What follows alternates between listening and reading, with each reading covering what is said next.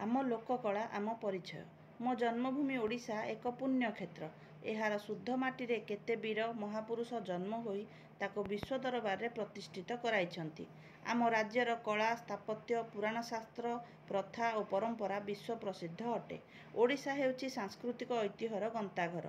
एहार लोककला हेउची अति महान। ओडिशार विभिन्न अंचलर प्रथा और परंपरा को नहीं छौ और गोटीपुओ नाच, संबलपुर और ब्रह्मपुर पाटशाढ़ी, मंदिर कारुकार्य, पिपिलीर चांदुआ आदि विश्व दरबार खूब आदृत लाभ करिछि।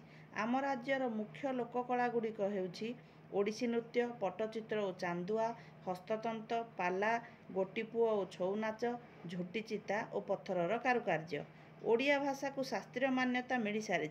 शास्त्रीय संगीतर ताले ताले विभिन्न पौराणिक कथावस्तु को नृत्य नाटिका आकार अंगभंगी सह प्रकाश करने हेउछि ओडिसी नाचर विशेषत्व। ओडिशार नाच एवं राज्य देशरू विश्व को प्रसार लाभ करिछि। मयूरभंज जिलार छौ नाच और पुरी जिलार गोटीपुओ नाच मध्य ओडिशार परिचय बहन करिछंती। रंग बेरंगर कपड़ारे विभिन्न प्रकार सूता रंग तथा धातु मानक साहाय्य ओडिशार पौराणिक कथावस्तु को चित्र आकार अंका जाउथिबा पट्टचित्र और चांदुआ अनन्य।